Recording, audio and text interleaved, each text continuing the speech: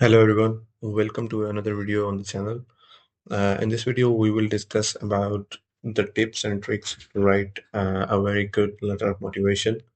As you would already know that the letter of motivation is basically an important and significant part of your admission file, or even if you're applying for a job and during the application process, it holds a very significant role in your selection or rejection, and it is something that you can improve now because your grades or your professional work experience is something that you have already acquired and you cannot change that, but you can present yourself and you can present your motivation in a better way so that it distinguishes you from the other candidates. So first of all, a very brief introduction of what a letter of motivation is. It's a formal document which basically is written to express the interest or motivation for a particular program, if it's a scholarship or admission or whatever the program that you're applying for, job or any opportunity in general. It basically highlights your academic background, your work and research experience, and your personal aspirations, your personal goals. It covers all of these things inside its text. It shows the recruiters why you are the right fit. Why should they hire you and not anyone else for the post or for the job or for the program? And it basically distinguishes you from the other candidates. And how it does it, basically, it shows what is your motivation and how your motivation is unique from the people who are applying for the same thing. So it's a very important document. The next slide is very important because we are going to discuss the structure of the letter of motivation. And I have seen people who have written a lot of things, a lot of very good things that they could have represented in a very good way, but the structure was not there, and there was no flow in their letter of motivation. So basically, this is a basic structure of a LOM. The first part is called introduction paragraph, and usually this is the part where your recruiter or the member of the admission committee, they decide whether they're going to read the whole document or they are just going to leave after reading first two or three lines. So these first two or three lines should be the highlight of your career. So for example, if you had very good grades or if you had a silver medal or gold medal in your academic background, mention that in the first line. If you had a fellowship or a scholarship or like your biggest achievement in your academic background or your professional background, obviously relevant to the program that you're applying to, you need to mention that in the first couple of lines, in a very formal way, in a very subtle way, that it basically shows that you are an extraordinary person in some aspect, which is relevant to the program as well. So the introductory paragraph should highlight all the major achievements that you have done. Basically, it should start from the biggest one, and then you should cover your work experience or your research experience, your academic achievements in that paragraph. And to close the paragraph, and then in one line, you should show your motivation about learning the new stuff in a program or your motivation for that job or for that position.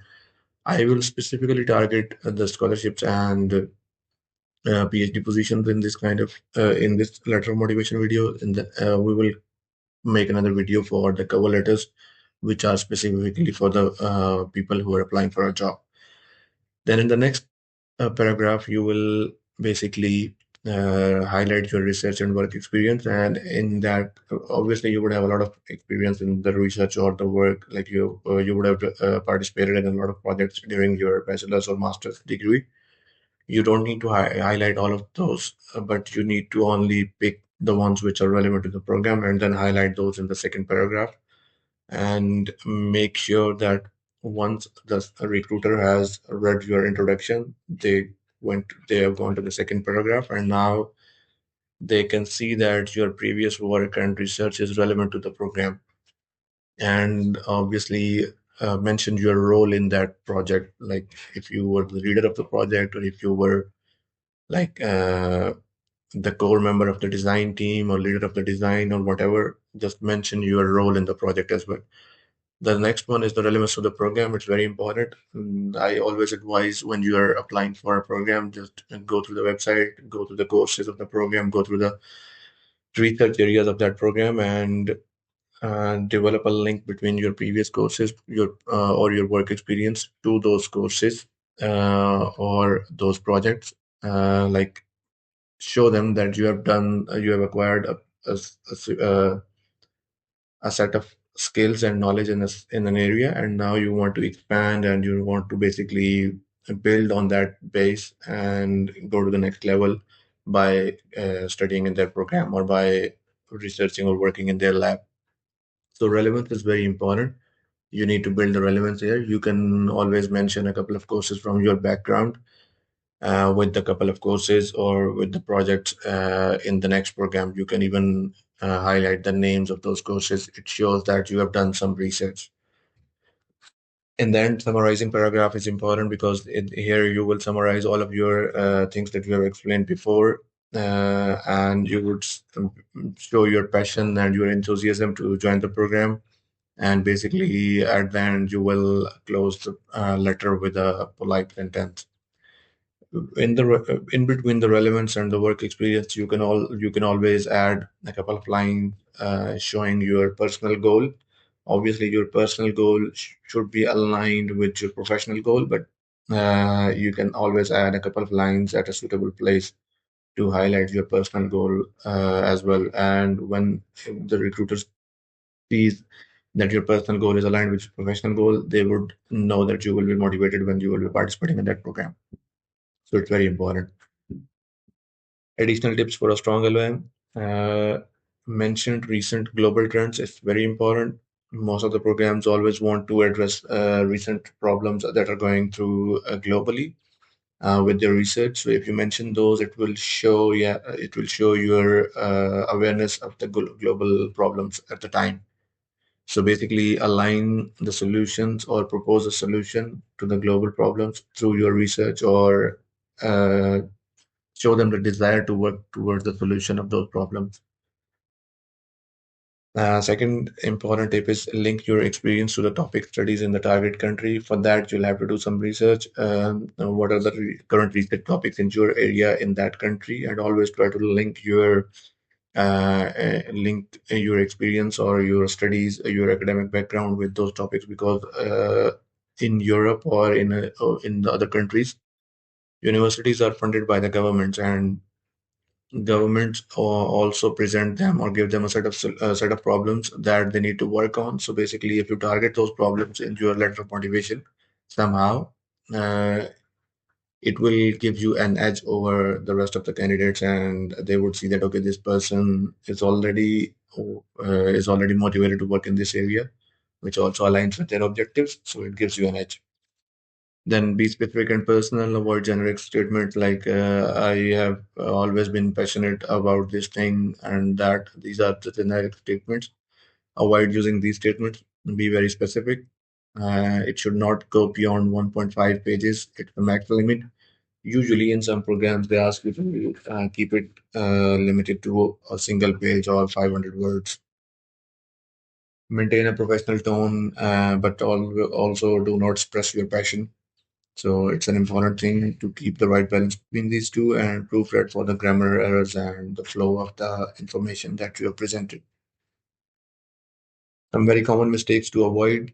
Do not use a single letter of motivation for the rest of the programs. If you do not have the time to write a letter of motivation for a specific program, do not expect good things to happen.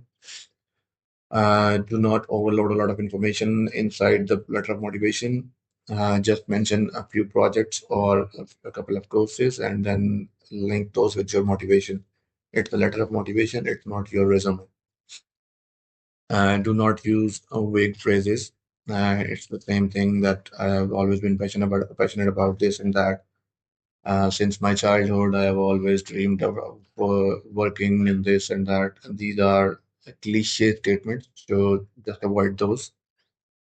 Then do not use very informal tone, but also do not be very formal like a robotic tone. So just as I said, keep the right balance. show your passion, but also don't be too informal. And one very important mistake that the people do is that they ignore the program specific details or the requirements, and they basically present what they're good at. They are not going to hire you, they're not going to select you if you're good at something that they do not want. So this is something that you need to keep in mind. At the end, I would also like to tell you all that I am available for a limited seat to review your letter of motivation, especially if you're from an engineering or sciences background. I can go through, if you have written a letter of motivation for a particular program, you can send it to me. I will give my Instagram details inside in the description of this video, so you can check that out, or you can also comment below the video. I will review your personal letter of motivation, and I will give you feedback, but only for a limited number of students, because I have also going on a busy schedule. So that's it from the video. I will make some other videos as well in the future. So if you want to follow those, subscribe to the channel and keep looking for the updates. Thank you.